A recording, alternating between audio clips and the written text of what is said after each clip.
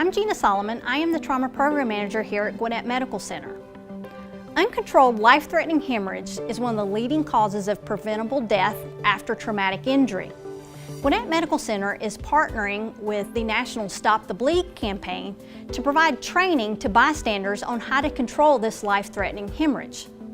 Everyone should know how to identify life-threatening bleeding and know how to take the appropriate steps to control the bleeding until help arrives.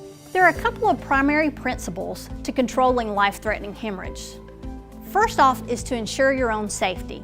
It's very important that you make sure you are safe before you render aid to anyone else.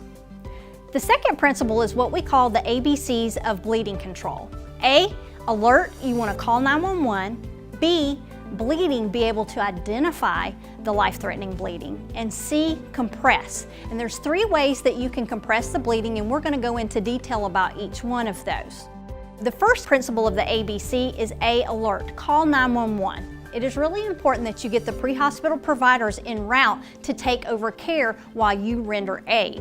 B is bleeding. Being able to identify what is life-threatening bleeding. If you see bleeding spurting from a wound, pouring from a wound, clothes that are soaked in blood, you have bandages that are soaked in blood, if the person is missing all or part of a limb, an arm or a leg, or the person is becoming dizzy or unconscious, those are all signs of life-threatening bleeding. Wounds that can lead to death from bleeding are often located in the arms and legs, torso-junctional, which is the armpits, the groin, or the neck, or the chest and the abdomen, or internal bleeding. Unfortunately, with internal bleeding, bystanders cannot really impact those injuries, and they need quick access to a trauma center. And then C, compress. There are 3 ways to compress. First is just holding pressure.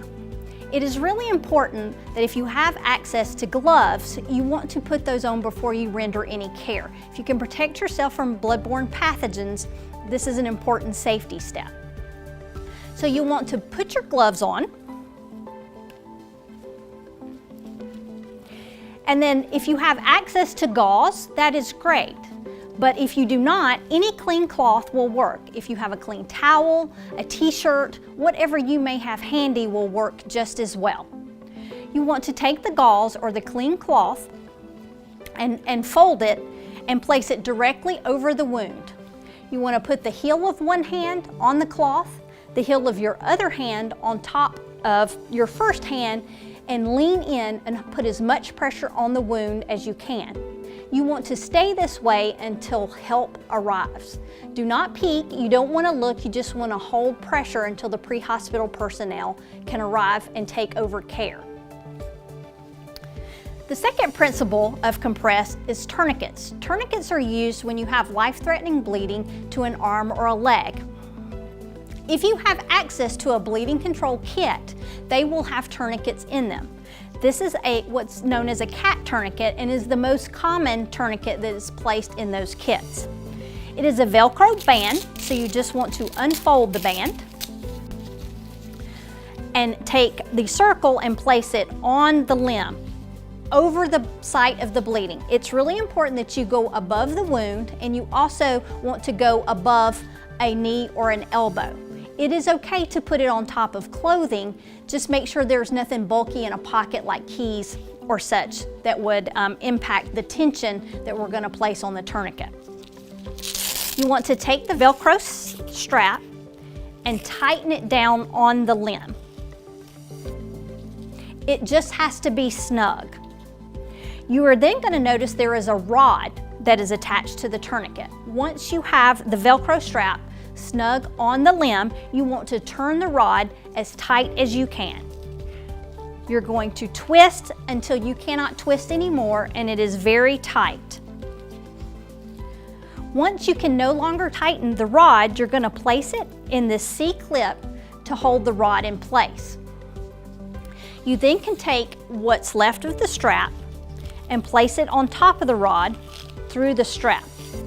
Many of the tourniquets will have another Velcro strap that you can place over the C-clamp. Tourniquets are very painful, and it's okay to tell the injured person that this is going to hurt. You do not want to loosen it. You want to leave it as is until the pre-hospital providers take over care. They can give the person pain medicine to help with the pain, but it is normal for them to feel significant pain after the tourniquet has been placed. The third principle to compress is wound packing. Again, if you have access to gauze, that is great, but if you do not, any clean cloth t-shirt can be used as well. What we're going to do here is actually insert the gauze or the clean cloth into the wound to stop bleeding. So you want to take the end of the gauze or cloth and actually pack the wound. You want to use your fingers to place the gauze tightly and as deeply into the wound as you possibly can. And you're going to continue to pack until you cannot get any more gauze or cloth into the wound. Once you have packed it as tightly as you can, you then want to compress with pressure.